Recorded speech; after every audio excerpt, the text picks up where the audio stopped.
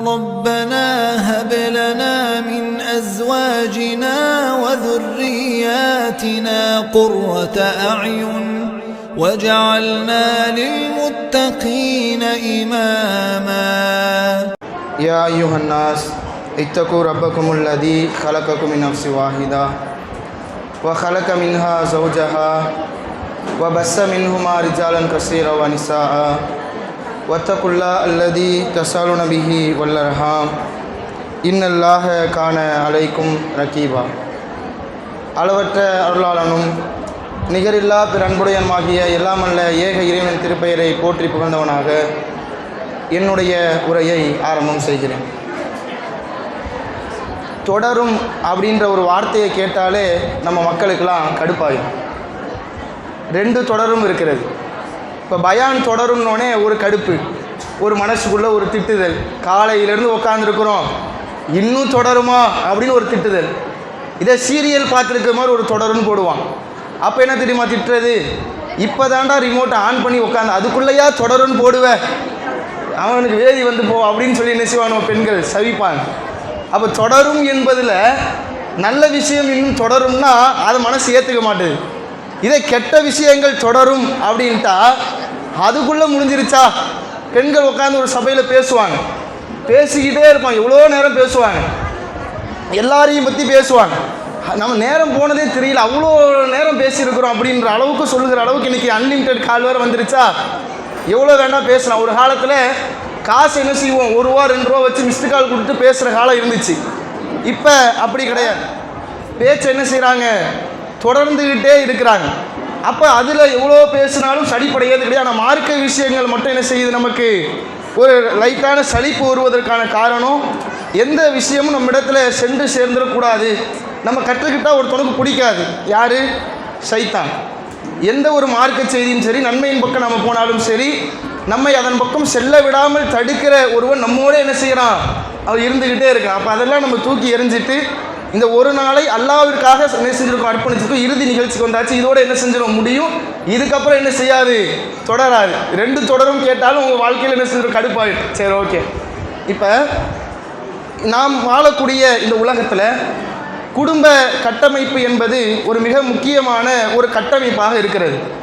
திருமணம் ஆகிற வரைக்கும் ஒவ்வொரு ஆணுடைய வாழ்க்கையும் பெண்ணுடைய வாழ்க்கையும் அந்த திருமணம் வாழ்க்கை குறித்து ஏராளமான எதிர்பார்ப்புகள் இருக்கும். எப்போ திருமணம் ஆகும் அப்படின்னு ஒரு ஆண் எதிர்பார்ப்பான். ஒரு பெண்ணாக இருக்கும்போது நமக்கானவன் எப்போ நம்ம கரத்தை பிடிச்சி நம்மளை கூப்பிட்டுட்டு போவான், சுதந்திரமாக சிறகடித்து பறக்கலாம் அப்படின்ற அளவுக்கு நினச்சிட்டு இருப்பாங்க. இது திருமணம் ஆகி கொஞ்ச நாள் வாழ்க்கை நல்லா இருக்கும். காலங்கள் செல்ல செல்ல எப்படி மாறிடும்னா, எதுக்கு தான் இந்த கல்யாணத்தை பண்ணணும், எதுக்கு தான் எங்கள் வீட்டில் கல்யாணத்தை பண்ணி வச்சாங்களோ, நான் எங்கள் அம்மா வீட்டிலே இருந்திருக்கிறான் போல அப்படின்ற அளவுக்கு திருமண வாழ்க்கை இன்று வெறுப்பாக என்ன செஞ்சுருக்குது, மாறிக்கொண்டிருக்கிறத பார்க்குறோம். அதுக்கு ஒரு கதை கூட சொல்லுவாங்க. 2 நண்பர்கள் என்ன செய்கிறாங்கன்னா பேசிக்கிறாங்களாம். அந்த 2 நண்பர்கள் பேசும்போது என்ன பேசிக்கிறாங்கன்னா, எனக்கு கடவுள் ஒரு வரம் கொடுத்தாரு. என்ன வரனா, ஒன்று நீயோ அல்லது ஒரு மனைவி யாரோ ஒரு ஆள் சொர்க்கத்துக்கு போகலாம், நீ எதை பயன்படுத்துகிறேன்னு கேட்டோன்னே அவன் சொன்னானா, என் மனைவியை நான் சொர்க்கத்துக்கு அனுப்பிடுறேன், எனக்கு அதை விட வேறு என்ன வேணும் அப்படின்ற மாதிரி அனுப்பி விட்டானா. அப்போ நண்பன்கிட்ட வந்து சொல்கிறான், இந்த மாதிரி கடவுள் எனக்கு ஒரு வரம் கொடுத்தாரு, நான் சொர்க்கத்துக்கு போகலாம், இல்லைன்னா என்னுடைய மனைவி சொர்க்கத்துக்கு போகலான்னாரு, நான் என் மனைவியை சொர்க்கத்துக்கு அனுப்பி வச்சுட்டேன்னா. எவ்வளோ நல்ல மனசு, மனைவி மேல் அவ்வளோ பாசமாக, கஷ்டப்படக்கூடாது, சிரமப்படக்கூடாது, சொர்க்கத்துக்குலாம் அனுப்பி வச்சிருக்கிறியே அப்படின்னு சொல்லும் போது தான் அவன் சொல்கிறான், ஒன்றும் கிடையாது, அவன் என் கூட இல்லைன்னா இந்த உலகமே எனக்கு சொர்க்கமாக இருக்கும்னு. நான் எது மனைவி கூட இல்லைன்னா உலகமே சொர்க்கன்ற அளவுக்கு நினைக்கிற அளவுக்கு இன்றைய பெண்கள் அந்த அளவுக்கு ஆண்களை டார்ச்சர் பண்ணுறாங்க. ஃபோன் அடித்தாலே ஒரு வெறுப்பு. ஆரம்பத்தில் கால் வராதான் ஃபோனையே பார்த்துட்டு உட்காந்துருப்பான். எப்போ அந்த நம்பர்லேருந்து கால் ஒரு நம்பர் கொடுத்துட்டு வந்தோமே, பெண் பேசும்போதே சொல்லியிருக்கிறோமே, கால் வராதான் காத்து கிடந்தவன், கல்யாணம் ஆன புதுசில் கால் வந்த ஒரு ரிங்கிலே எடுக்கிறவன் 10-15 தடவை கால் பண்ணாலும் எடுக்க மாட்டான். வேறு வேலையே இல்லை இவளுக்கு, ஏதாவது ஒன்று பண்ணிக்கிட்டே இருப்பா அப்படின்னு ஃபோனை பார்த்தே வெறிய எரிச்சல் அடைகிற அளவுக்கு திருமண வாழ்க்கைன்னு செஞ்சிருச்சு. ஒரு கசப்பான ஒரு வாழ்க்கையாக மாறுது. அப்போ ஏன் என்ன காரணம்?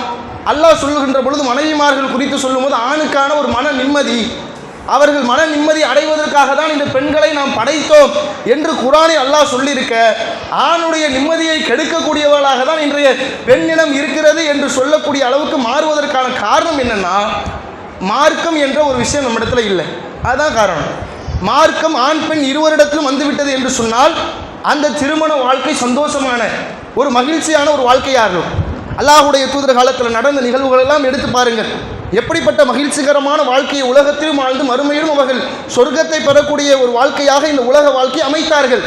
அதற்கு காரணம் இஸ்லாம் அவருடைய வாழ்க்கையில் இருந்தது. உம்மு சுலைம்னு ஒரு பெண்மணி நம்மளாம் கேள்விப்பட்டிருக்கோம். அவங்களுடைய கணவர் பேர் என்னது? அபு தல்ஹா ரலியல்லாஹு அன்ஹு.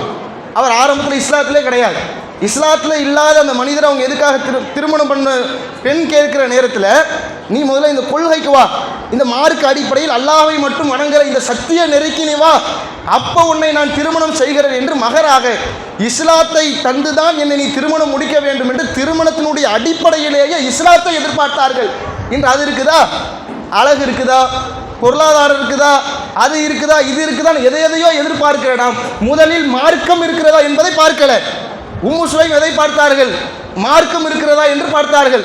மார்க்கம் இருந்தால் உன்னை ஏற்றுக்கொள்கிறேன், இல்லை என்றால் நீ எனக்கு தேவை கிடையாது. உன்ன மாதிரி ஒரு ஆள் பெண்ணு கேட்டால் யாரும் மறுக்க மாட்டாங்க தான், யாரும் வேணாம்னு சொல்ல. அவ்வளோ அழகு தான், அவ்வளோ பொருளாதாரம் தான், நீ இருந்தாலும் நான் மறுப்பேன், எனக்கு இந்த சத்திய மார்க்கத்தை நீ வரணும்னு மறுத்தான். அப்போ அவர் இஸ்லாத்துக்கு வந்ததுக்கு அப்புறமா இவங்க வாழ்க்கையில் நடந்த ஒரு நிகழ்வை பாருங்கள். எந்த அளவுக்கு கணவனை இவர்கள் புரிந்து நடந்தார்கள் என்பதற்கு ஒரு மிகப்பெரிய ஒரு எடுத்துக்காட்டு. சிறு சிறு விஷயங்கள் தான் இன்னைக்கு மிகப்பெரிய பூதாகரமாக பிரச்சனை வெடிக்குது. சிறு சிறு பிரச்சனைகள் ஆரம்பித்து தான் குடும்ப வாழ்க்கை நாசமாக சீரழிந்து கொண்டு இருக்கிறது. ஏன்னா சைத்தானுக்கு பிடித்த செயல் என்ன தெரியுமா? கணவன் மனைவிக்கு மத்தியில் பிரச்சனை ஏற்படுத்துறது சைத்தானுக்கு ரொம்ப பிடிக்கும். எப்படின்னா, எந்த அளவுக்குன்னா, தன்னுடைய சிம்மாசனத்தை சைத்தான் என்ன செய்யறான்?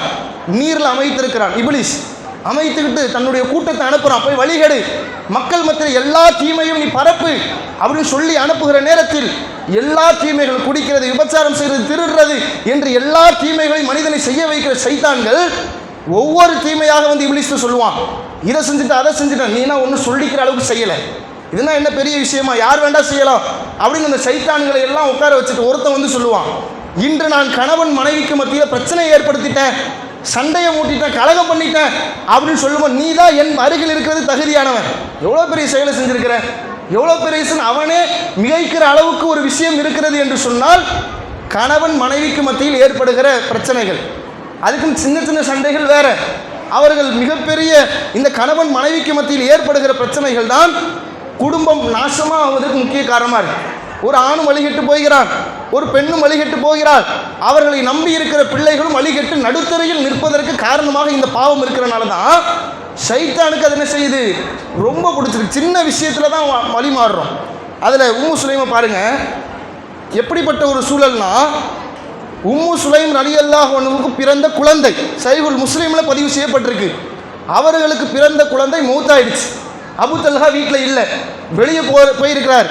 அவர் வீட்டுக்கு வருகிற நேரத்தில் அந்த குழந்தையை ஒரு ஓரமாக வச்சுட்டாங்க. கணவனுக்கு சாப்பாடை தயாரித்து, உணவை தயாரித்து, சாப்பாடு வைத்து கொடுத்துட்டு தன்னை அலங்கரித்து கொண்டு என்றும் இல்லாத அளவுக்கு அழகாக தன் கணவன் முன்னாடி போய் நிற்கிறார். இன்னைக்கு கல்யாண பூசல் அலங்கரிச்சுப்பாங்க கணவன் முன்னாடி. இந்த பெண்கள் யார் முன்னாடி அலங்கரிக்கணுமோ அவங்க முன்னாடி அலங்கரிக்க கிடையாது. யார் முன்னாடி அலங்கரிக்கணும்? அவருடைய அழகுக்கு சொந்தக்காரர்கள் யார்? கணவன் தானே. ஆனால் கணவனுக்கு முன்னாடி கல்யாணம் ஒரு வருஷம் நல்லா இருப்பாங்க. அதுக்கப்புறம் பெருநாக்கு ட்ரெஸ்ஸு கேட்டால் கணவனை எடுத்து கொடுக்க யோசிப்பாரியே, நீ போடுறது நைட்டி தான், அதுக்கு எதுக்கு நான் மற்ற ட்ரெஸ் எடுத்து கொடுக்கணும் அப்படின்ற அளவு கடவுள் முன்னாடி என்ன செய்யாது, அலங்கோலமாக இருக்கிற காட்சி. இதே வெளியே போகிறாங்கன்னு வச்சுக்கோங்களேன், சொல்லவே வேணாம், 2 மணி நேரம் 3 மணி நேரம் 4 மணி நேரம் கண்ணாடி முன்னாடியே நிற்கிறாரு. அந்த அளவுக்கு நிலைமை இன்றைக்கி மாறிடுச்சு. அப்போ கணவன் முன்னாடி தான் தன் அலங்காரத்தை வெளிப்படுத்த வேண்டும் என்பதை அன்ற பெண்மணிகள் நன்றாக புரிந்து வைத்திருந்தார்கள். உம்மு சுலை அலங்கரித்து கொண்டு தன் கணவனோடு அன்று இரவு இல்லற வாழ்க்கையில் ஈடுபட்டுட்டு குழந்தை இறந்த செய்தி எப்படி தெரியுமா சொல்கிறாங்க? ஒரு அண்டை வீட்டார்ட்ட இரவல் வாங்குகிறோம், ஒரு பொருளை கடனாக வாங்குகிறோம், கடன் கொடுத்தவன் மீண்டும் கேட்டால் கொடுத்து தான் ஆகணும், அதுதானே நியாயம். ஆமாம், ஒருத்தர் கொடுத்தவர் கேட்குறாருன்னா கொடுத்து தான் ஆகணும், தர முடியாது யார் சொல்ல முடியாது, அதுதான் உங்களுடைய பிள்ளையுடைய நிலைமை அப்படின்னாங்க.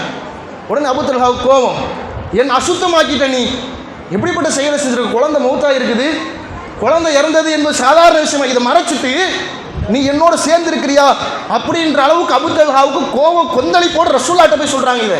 ஆனால் ரசூல்லா இந்த செயலை அங்கீகரித்தார்கள். யோசித்து பாருங்க, வெளியிருந்து வர கணவனுடைய மனசை அவர்கள் புரிந்திருந்தார்கள்.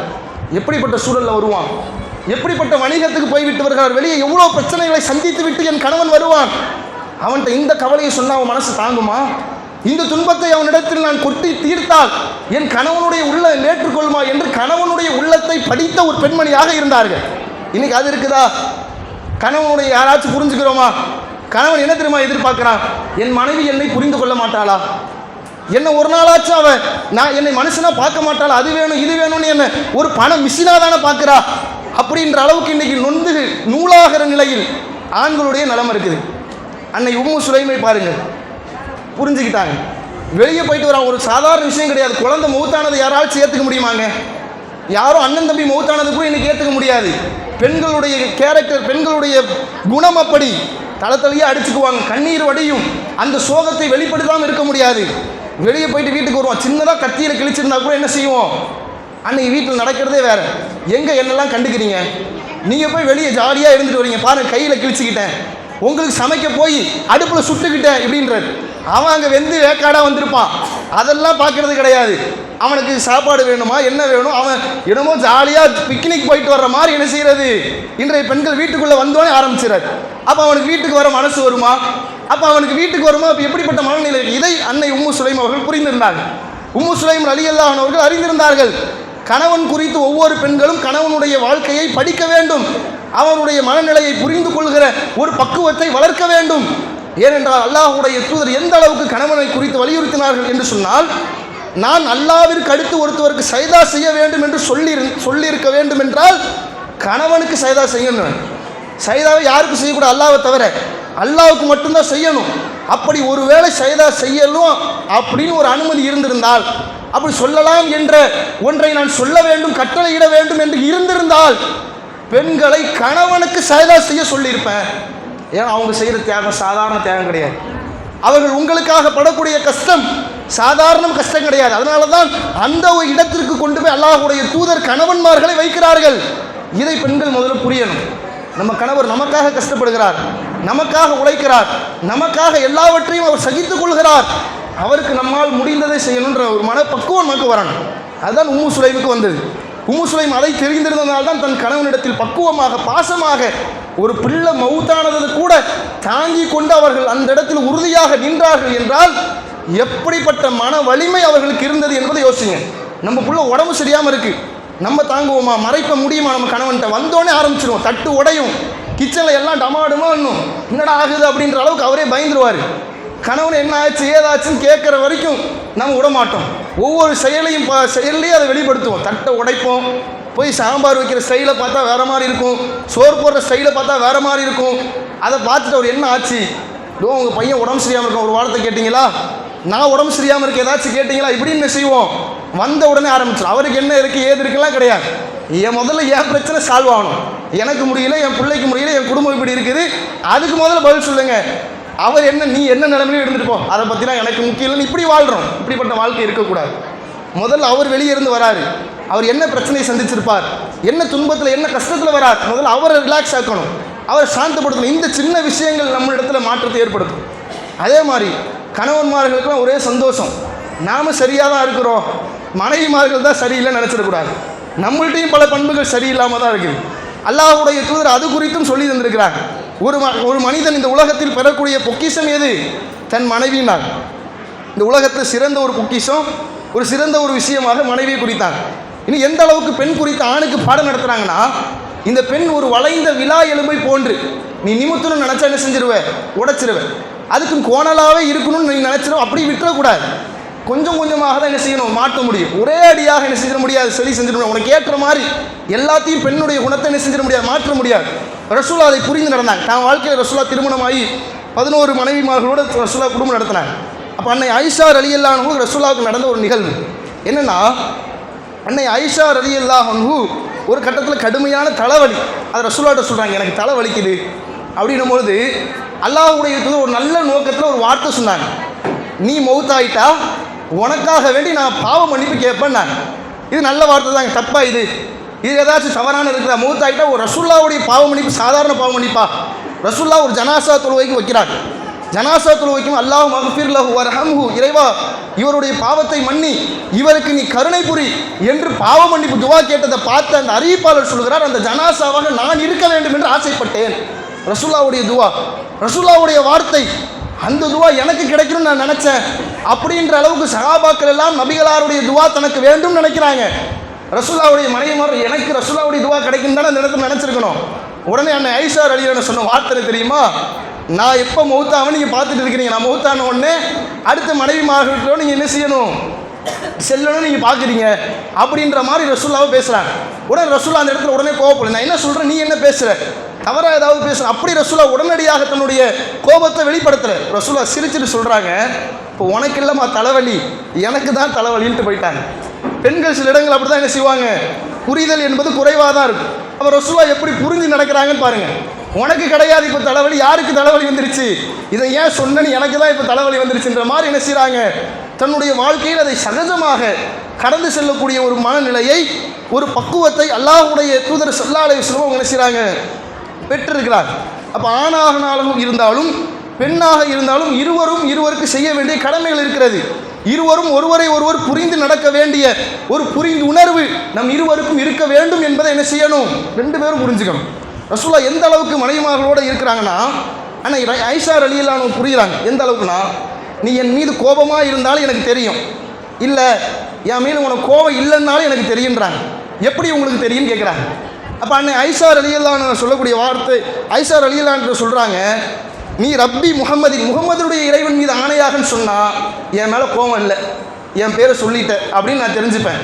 இதே நீ மட்டும் இப்ராஹிமுடைய இறைவன் மீது ஆணையாகன்னு சொன்னா என் பேர் அவாய்ட் பண்ணுற, என் மேலே உனக்கு கோபம் இருக்குது, ஏதோ ஒரு விஷயத்தை மனசில் வச்சுருக்கேன் நான் தெரிஞ்சு பண்ணுற மாதிரி ரசூலுல்லாஹ் என்ன செய்கிறாங்க சொல்கிறாங்க. அப்போ எந்த அளவுக்கு மனைவி புரிகிறாங்க பாருங்க. கணவன் மனைவிக்கு மத்தியில் கோபம் சண்டை வராமலாம் இருக்காது, வரும். அடுத்து அதை என்ன செஞ்சிடணும், அதை எப்படி தீர்க்கணும், அதை எப்படி சொல்யூஷன் பண்ணணும், அப்படி ஒவ்வொருத்தரும் விட்டு கொடுத்து போயிடணும். அல்லாஹ்வுடைய தூதர் என்கிட்டே கோவப்படலாமா, என்கிட்டே பேசலாமா, என்கிட்ட இப்படி ரசூலுல்லாஹ் தன் மனைவிட்டு நடந்துக்கிட்டாங்களா, கடுமையான போக்கு இருந்துச்சா, என் மீது நீ கோபமாக இருந்தாலும் எனக்கு தெரியும், நீ கோபம் இல்லாமல் இருந்தாலும் எனக்கு தெரியும். அப்போ மனைவிமார்கள் கணவனிடத்தில் கோபப்படுவது ஒரு யதார்த்தமான நிகழ்வு என்று கடந்து போகிறாங்க. உனக்கு என்ன யாரும் என் முன்னாடி கூட நின்று பேச மாட்டாங்க, நீ என்ன என் முன்னாடி நின்று பேசுறியா அப்படின்ற அளவுக்கு நினைச்சாங்களா? ரசூலுல்லாஹ்வுடைய குரலுக்கு மேல் யாரும் குரலை உயர்த்தக்கூடாது என்கின்ற அளவுக்கு அல்லாஹ் கண்டிக்கிறான் தன் தோழர்களை. அப்படின்ற மாதிரி ரசூலுல்லாஹ் தன் மனைவிமார்களிடத்தில் நடந்துக்கிட்டாங்களா என்று சொன்னால் என்ன செய்யலை, அப்படியே நடந்துக்கல. தன் மனைவிமார்கள் அவர்களும் என்ன செய்கிறார்கள், புரிந்து கொள்ளக்கூடியவர்களாகவும் அவர்கள் மனைவியுடைய ஒவ்வொரு தன்மைக்கும் அவர்களுடைய உணர்வுகளுக்கு முக்கியத்துவம் அளித்தாங்க. எந்த அளவுக்கு என்று சொன்னால், அல்லாஹ்வுடைய தூதருடைய அண்டை வீட்டுக்காரர் என்ன செய்கிறாருன்னா, குழம்பு நன்றாக வைக்கக்கூடியவராக இருக்கிறார். அவர் ரசூலுல்லாஹ்வுக்காக உணவத்தை எடுத்து விருந்து அழைப்பு கொடுக்குறார். வாங்க அல்லாஹ்வுடைய தூதரை எங்கள் வீட்டில் வந்து விருந்து சாப்பிடுங்க அப்படின்னு கூப்பிடும்போது அன்னை ஆயிஷா ரலியல்லாஹு இருக்கிறாங்க. சைகை செய்து இவங்களும் கூப்பிடணுன்றார். நான் மட்டும் வரமாட்டேன், என் மனைவியும் வரணுன்றாங்க. அவர் என்ன செய்கிறாரு, உணவு கம்மியாக தான் இருக்குது அப்படின்னு திரும்பி போயிடுறார். மீண்டும் வராரு, அல்லாஹ்வுடைய தூதரை நீங்கள் வாங்க சாப்பிட, என் மனைவி இருக்கிறா அப்படின்னு சைகை செய்கிறாங்க. அவங்களையும் அழைக்கணுன்ற மாதிரி சொல்கிறாங்க, விட்டுட்டு போயிடுறாரு. மூன்றாவது முறை வருகிறார், சரி விடுங்க அன்னை ஆயிஷா ரலியல்லாஹு கூப்பிட்டுட்டு வாங்கன்றார். அப்போ தொடர்ந்து பின்தொடர்ந்து இதில் பாருங்கள், நாம் இன்றைக்கி ஆண்கள் எப்படி தெரியுமா இருப்பாங்க, நாம் சாப்பிட்டாச்சு, அவள் சாப்பிட்றா சாப்பிடாமல் போகிறா, அதை பற்றி எனக்கு கவலை இல்லை, இருக்கிறோமா இல்லையா? மனைவியினுடைய தேவை என்ன, வீட்டில் சாப்பாடு இல்லை, சாப்பாடு இல்லாத போது நான் ஒரு நல்ல உணவை சாப்பிடுகிறேன் என்றால் என் மனைவியும் சாப்பிடணும். நீ உண்ணும் போது அவளுக்கும் என்ன செய்யணும், உண்ண கொடுக்க வேண்டும். அது கணவன் செய்ய வேண்டிய கடமை. அவன் உடுத்துகிற எவ்வளோ அழகான ஒரு நல்ல ஆடை அவன் உடுத்துகிறான் என்றால் தன் மனைவியும் உடுத்த வைக்கணும். அது கணவன் செய்ய வேண்டிய கடமை. அந்த கணவன் என்ற கடமையில் அல்லாஹ்வுடைய தூதர் சரியாக இருந்தாங்க. நான் மட்டும் போய் சாப்பிட்டு வந்தால் எப்படி இருக்கும், நான் மட்டும் போய் அந்த விருந்துக்கு முக்கியத்துவம் கொடுத்தா எப்படி இருக்கும், என் மனைவி வரணும்ல, என் மனைவி அதில் சாப்பிடணும், அவளும் சாப்பாடு இல்லாமல் தானே இருக்கிறா, அவளுக்கும் விருந்து அழைப்பு கொடுத்தா நான் வருவேன். ரசூலுல்லாஹ் என்ன செய்கிறாங்க, தன் மனைவியை எல்லா கட்டங்களையும் புரிந்து நடக்கக்கூடிய ஒரு சூழலை என்ன செய்திருக்கிறாங்க, உருவாக்கியிருக்கிறாங்க என்பதை கணவனாகிய இன்றைய உள்ள கணவன்மார்களும் அதை என்ன செய்யணும், புரிந்து கொள்ளணும். ஒரே மனைவியை சொன்னோடனே மனைவி பக்கம் தான் எல்லாம் 100% தவறு இருக்குது, நம்மளாம் பர்ஃபெக்டாக தான் இருக்கிறோம் அப்படின்ற நிலைமைக்கு வந்துடக்கூடாது. என்ன செய்யணும், நம்ம பக்கமும் என்ன செய்யுது, சில தவறுகள் இருக்க தான் செய்கிறது. நாமும் சில விஷயங்களில் பெண்கள் என்ன செய்யணும், புரிந்து தான் நடக்க வேண்டும் என்பதை என்ன செய்யணும், கவனத்தில் வைக்கணும். எந்த அளவுக்கு சொன்னாங்கன்னா, உங்கள் மனைவியுடைய வாயில் ஊட்டக்கூடிய ஒரு கவலை உணவு இருக்குல்ல, அது கூட நீங்கள் தர்மம் செய்த நண்பன் நான். இது எப்போ ஊட்டி விடுவோம், கல்யாணம் ஆன புதுசில் ஊட்டி விடுறதுலாம் இருக்கும். அதுக்கப்புறம் இருக்கும், உனக்கு ஊட்டி விடுமே, கை இல்லையா, அல்ல கை கொடுத்துருக்காங்க எடுத்து சாப்பிடுன்றது. ஏன் ரசூலுல்லாஹ்க்கு எல்லாரும் கை இல்லைன்றது தெரியாதா? தெரியல, ரசூலுல்லாஹ்வுக்கு கை இருக்குன்னு தெரிஞ்சு நீ உன் மனைவிக்கு ஊட்டி விட்டாலும் தர்மம் எதுக்கு சொன்னாங்க? அது உங்களுக்குள்ள ஒரு பாசத்தை, ஒரு அன்பை, ஒரு பிணைப்பை, ஒரு இலக்கத்தை உங்களுக்கு மத்தியில் ஏற்படுத்துன்றதுக்காக ரசூலுல்லாஹ் சொன்னார். இப்போ நம்ம ஆண்கள்கிட்ட எப்படி சொன்னால் என்ன செய்வோம், கை இருக்குல்ல எடுத்து சாப்பிடுன்னுவோம். கை இல்லைன்னா என்கிட்ட வந்து சொல்லலாம், கை தான் எல்லாம் உனக்கு நல்லா தானே கொடுத்துருக்கேன் அப்படின்ற மாதிரி ஒரு நிலைமைக்கு தள்ளப்பட்டிருக்கிறோம். இப்போ இஸ்லாம் பாருங்கள் எந்த அளவுக்கு நம்மளை போதிக்கிறது. கணவனாக இருக்கிறவங்க மனைவி இடத்தில் அன்பாக, பாசமாக, பரிவாக இருக்க வேண்டும் என்று வலியுறுத்துதல். இன்னும் அல்லாஹ்வுடைய தூதர் தன் மனைவியோடு விளையாடுறவங்களா இருக்கிறாங்க. பயணத்துக்கு போயிட்டு வரும்போது ரசூல்லாவோட ஓட்டப்பந்தய போட்டி நடத்துகிறாங்க. ஓடி பிடிச்சி ரசூல்லா விளையாடுறாங்கன்னு யோசிச்சு பாருங்க. அது ரசூல்லாவுக்கு எத்தனை வயசு தாண்டி மதீனாவுக்கு போனதுக்கப்புறம் தான் போர்கள்லாம் நடக்குது, பயணம்லாம் மேற்கொள்கிறாங்க. மதீனாவுக்கு போகின்ற பொழுது அல்லாஹ்வுடைய தூதருக்கு வயசு எத்தனை? ரொம்ப கஷ்டமான கேள்வியா?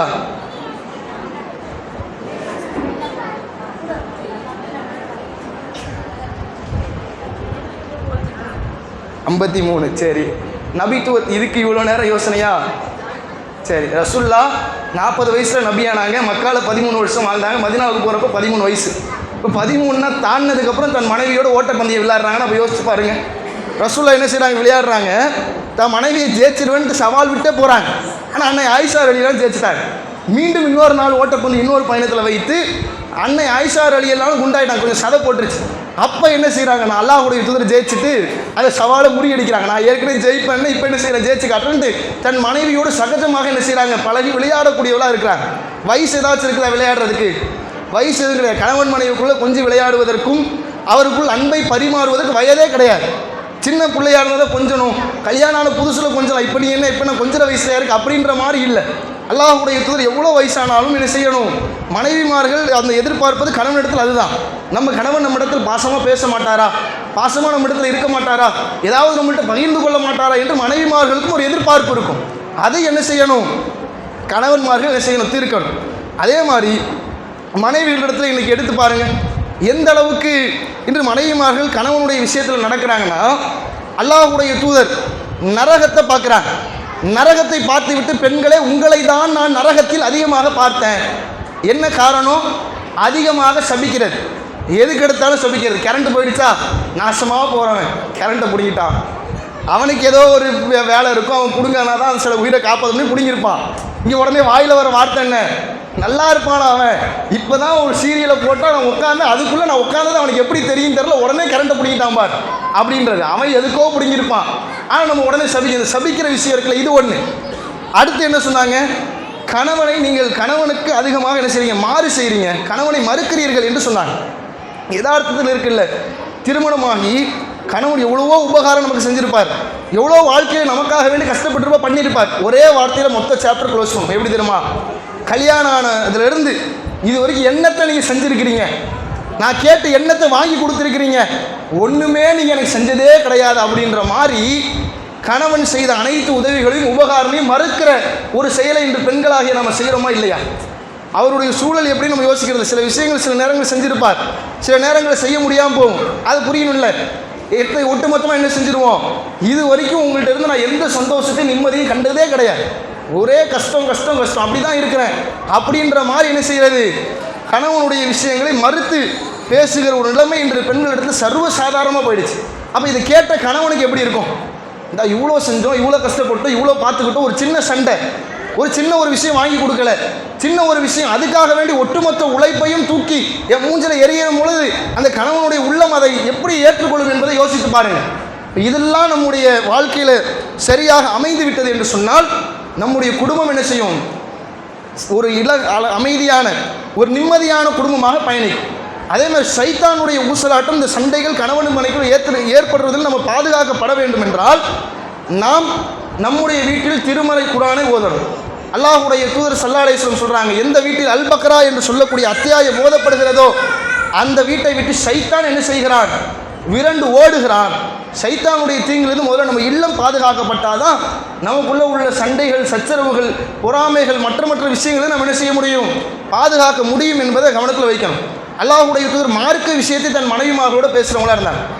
எந்த அளவுக்குன்னா, அல்லாஹ்வுடைய தூதர் ஒரு மனைவிமாருக்கு ஒரு திக்கரை சொல்லித்தராங்க. என்ன திக்கர்னா, அவங்க ஃபஜ்ர் தொழுது விட்டு அவங்கள்ட்ட இருந்து போகிறாங்க. ஃபஜ்ர் தொழுகைக்கு போயிட்டு லுஹா தொழுகை நேரத்தில் வராங்க. அது வரைக்கும் அந்த மனைவி அதே முஸல்லாவில் உட்கார்ந்து அல்லாஹ்வை திக்ர் செஞ்சுக்கிட்டே இருக்கிறாங்க. அப்போ அல்லாஹ்வுடைய தூதர் ஸல்லல்லாஹு அலைஹி வஸல்லம் சொல்கிறாங்க, உங்களை விட்டு நான் போனதுக்கப்புறம் ஒரு 4 வார்த்தையை 3 தடவை சொன்னேன். நீங்கள் சொன்ன இதையெல்லாம் விட அது என்ன செஞ்சிருச்சு? இடையில நிறைந்து காணப்படுது. இவ்வளோ நேரம் திக்ர் செஞ்ச நன்மையை அது என்ன செஞ்சிடும்? அந்த 4 வார்த்தை 3 தடவை சொன்னால் போதும் அவ்வளோ நன்மைகளை பெற்றுத்தரும் அப்படி நன்மையை மனைவிக்கு கற்றுத்தராங்க. இன்னும் எந்த கணவனமாராச்சும் நன்மையை மனைவிக்கு சொல்லி தரோமா? நன்மையான விஷயங்கள் குறித்து கணவன் மனைவிக்கு மத்தியில் பேச்சுகள் இன்னைக்கு அதிகமாக இருக்குதா? கணவன் வீட்டுக்கு வந்தால் பிரச்சனையை பற்றி மனைவிமார்கள் பேசுகிறது, கணவன் மற்ற விஷயங்களை பற்றி பேசுகிறது, இப்படியே வாழ்க்கை கடந்து ஓடிடும். மறுமையை பற்றியோ மார்க்கத்தை பற்றியோ எந்த குடும்பத்திலும் பேச்சுவார்த்தைகள் இன்று குறைவு தான். ஒரு சிலர் பேசலாம். அல்லாஹ்வுடைய தூதர் மனைவிமாரிடத்தில் இதை பற்றி பேசுகிறாங்க. அவங்க மனைவி என்ன செய்கிறாங்க, வீட்டில் தொழுதுட்டு அந்த அளவுக்கு திக்ரு செஞ்சுருக்கிறாங்கன்னா எந்த அளவுக்கு இறைவனை நினைவு கூற விஷயத்தில் ஈடுபட்டிருக்கிறாங்க. ரொம்ப நேரம் நாடகம் பார்த்தா கூட சளிப்படையாத நாம ஒரு 10 நிமிஷம் திக்கர் பண்ணாலும் குரான் ஓதுனாலும் தொண்டெல்லாம் வத்தி போயிடும். எவ்வளோ நேரம் குரான் ஓதுறது? நான் மட்டும் ஒரு 10 மணி நேரம் ஓதுன மாதிரி என்ன செய்வோம், காலிலேருந்து ஒரு 10 நிமிஷம் 20 நிமிஷம் குரான் ஓதிட்டோம் அப்படின்னு பெருசாக பேசுவோம். ஆனால் நாடகம் எவ்வளோ நேரம் வேண்டாலும் பார்ப்போம், அது என்ன செய்யாது, நமக்கு ஒரு பெரிய ஒரு சிரமமாக ஒரு பாரமாக என்ன செய்யாது தெரியாது. அப்போ அந்த அளவுக்கு லுஹா நேரம் வரை அல்லாஹ் என்ன செஞ்சுருக்கிறாங்க, திக்ர். அந்த மனைவி பேர் என்னது, ஜுவைரியா ரலியல்லாஹு அன்ஹு. அவங்களுக்கு சொல்லி தந்த திக்ர் என்னென்னா என்ன செஞ்சா, சுபான் அல்லாஹி வபிஹம்திஹி, இறைவா அல்லாஹ்வே அவனுடைய புகழை கொண்டு நான் பரிசுத்தப்படுத்துகிறேன். அதத ஹல்கிஹி, அவனுடைய படைப்பினுடைய எண்ணிக்கை அளவுக்கு நான் அவனுடைய புகழை கொண்டு அவனை பரிசுத்தப்படுத்துகிறேன். வரிலா நப்சிஹி, அவனுடைய பொருத்தத்தின் அளவிற்கு, அதாவது ஓர்ப்பின் அளவுக்கு அவனை நான் பரிசுத்தப்படுத்துகிறேன். வசீனத் அர்ஷிஹி, அவனுடைய அர்ஷினுடைய எடை, அல்லாஹ்வுடைய அர்ஷினுடைய எவ்வளோ வெயிட் இருக்கும், அல்லாஹ்வுடைய அர்ஷி எப்படிப்பட்டது நம்ம சொல்ல முடியுமா? அல்லாஹ் அர்ஷை கொடுத்து சொல்லுவோம், வசிய குருசியு சமாவாத், அது வானங்களையும் பூமியையும் உள்ளடக்கக்கூடியது தான் அவனுடைய அந்த சிம்மாசனம் என்று அல்லாஹ் சொல்கிறான். அவ்வளோ பிரம்மாண்டமானது. அந்த எடையினுடைய அளவுக்கு இறைவா உன்னை நான் பரிசுத்தப்படுத்துகிறேன் உன் புகழை கொண்டு. மிதாத களிமாத்திஹி, உன்னுடைய கட்டளைகளுடைய எண்ணிக்கை, உன் வார்த்தைகளுடைய எண்ணிக்கை அளவுக்கு எவ்வளோ கட்டளை, எவ்வளோ வார்த்தைகள், அல்லாஹ் சொல்லக்கூடிய ஒவ்வொரு கட்டளையின் அடிப்படையில் தான் ஒவ்வொரு செயலும் நடக்கிறது. அந்த கட்டளை அளவுக்கு உன்னை நான் என்ன செய்கிறேன், பரிசுத்தப்படுத்துகிறேன் என்ற அந்த துவாவை தன் மனைவிக்கு சொல்லி தந்து இந்த ஒரு துவாவை 3 தடவை சொன்னால் போதும். இவ்வளோ ஃபஜ்ர் தொழுகையிலேருந்து லுஹா தொழுகை வரைக்கும் நீ செய்த திக்ருகளை அனைத்தும் ஈடுகட்டக்கூடிய அளவுக்கான நன்மையை என்ன செய்யும், பெற்றுத்தரும் என்று தன் இல்லத்தில் இது குறித்து பேசினார். தொழுகிற இடத்துல உட்காந்துனா எங்கள் வீட்டில் தொழுதுட்டு வீட்டில் உட்காந்து திக்ரு செஞ்சுட்டு இருக்கிறாங்க. அவங்க மனைவிட்டு அதை எடுத்து சொல்கிறான். அப்போ யோசிச்சு பாருங்கள், நம்ம வீட்டில் தொழுகை என்பது இன்றைக்கி இருக்குதா? ஃபஜ்ர் தொழுகை எத்தனை வீட்டில் இருக்குது? கணவன்மார்கள் எழுந்து போனாலும் மனைவிமார்கள் எழுப்புவதே கிடையாது, மனைவிமார்கள் எழுந்தாலும் கணவனை எழுப்புவதே கிடையாது. அப்படிப்பட்ட சூழல் தானே இன்று நிலவுகிறது. அல்லாஹ்வுடைய நினைவு நம்முடைய இல்லத்தில் இல்லை என்று சொன்னால் பல பிரச்சனைகள், சண்டைகள் நம்முடைய இல்லத்தை நோக்கி வந்து கொண்டே தான் இருக்கும். குடும்பம் ஒரு சீரான ஒரு ஒழுங்கான ஒரு குடும்பமாக இயங்க முடியாது. முதலில் நம்முடைய குடும்பத்தில் அல்லாஹ்வுடைய நினைவை நாம் என்ன செய்யணும், கொண்டு வரணும். இறை மார்க்கத்தை, இறை வசனத்தை பற்றி நம்முடைய குடும்பத்தில் கணவன் மனைவிகள் பேசணும். கணவன் மனைவிக்குள்ளே அதை ஒவ்வொருவருக்கு ஒரு கற்றுக் கொடுத்து அதை பரிமாறுகிற ஒரு குடும்பங்களாக நம்முடைய குடும்பம் மாறிவிட்டது என்று சொன்னால் சைத்தானுடைய அந்த பிரச்சனைகளும் அந்த சண்டை சச்சரவுகளும் குறையும். ஒன்று. அதே மாதிரி அடுத்து வரக்கூடிய அந்த பிள்ளை நம்மளை பார்த்து நிறைய விஷயங்களை கற்றுக்கும். முதல் ஆசிரியரே அந்த பிள்ளைக்கு யார் தான்? அந்த குடும்பத்தில் இருக்கக்கூடிய தாய் தந்தை. ஒவ்வொரு விஷயமும் தன் தாய் தந்தையை பார்த்து தான் கற்றுக்குது. நீ போய் பேசுறதுன்னா எப்படி கற்றுக்கிறான் புள்ள, எங்கேருந்து கற்றுக்கிட்டான்னு தெரிலன்னா இல்லை, வீட்டில் இருந்துக்கிட்டு அத்தா வீட்டில் இல்லைன்னு சொல்கிறது, கடையில் கேட்டால் அப்படி சொல்லி இப்படி சொல்லி நாம் சொல்லிக் கொடுக்குறதா அந்த பிள்ளை என்ன செய்யுது, கற்றுக்கிட்டு அதை வளரக்கூடிய விதம் மாறுபட்டு இருக்கிறது. அப்போ நாம் நம்முடைய குடும்பத்தை மார்க்கத்துக்கு ஒரு உட்பட்ட ஒரு குடும்பமாக, மார்க்கம் சொல்லித்தந்த அடிப்படையில் ஒரு குடும்பமாக, கணவன் மனைவிமார்கள் இஸ்லாம் எப்படி சொல்லி தந்திருக்கிறோம் அந்த கணவனுடைய தியாகத்தை பெண்களும் மதிக்க வேண்டும், கணவன் தன் மனைவியினுடைய தியாகத்தையும் மதித்து நடக்க வேண்டும். தன் குடும்பத்தில் மார்க்க விஷயங்களை அதிகமாக பேசக்கூடியவர்களாகவும், மார்க்கம் குறித்த அறிவுகளையும் மார்க்க குரான் வசனங்களையும் தங்கள் இல்லங்களில் அது அதிகமாக எடுத்து உரைக்கக்கூடியவர்களாக அதை பற்றிய சிந்தனைகளை நம் இல்லத்திலிருந்து ஆரம்பித்து விட்டோம் என்று சொன்னால் நம்முடைய குடும்பத்தில் வளரக்கூடிய பிள்ளைகளும் ஒரு நல்லொழுக்கம் உள்ள பிள்ளையாகவும், நம்முடைய குடும்பமும் நாளை மறுமையில் சொர்க்கத்திற்கு சொல்லக்கூடிய ஒரு குடும்பமாகவும் மாறும் என்பதை கவனத்தில் வைத்து நம் அனைவரையும் குடும்பத்தோடு அல்லாஹ் சொர்க்கத்தில் ஒன்று சேர்ப்பானாக என்று கூறி எனது உரையை முடித்துக்கொள்கிறேன். அஸ்ஸலாமு அலைக்கும் வரஹ்மத்துல்லாஹி வபரகாத்துஹு.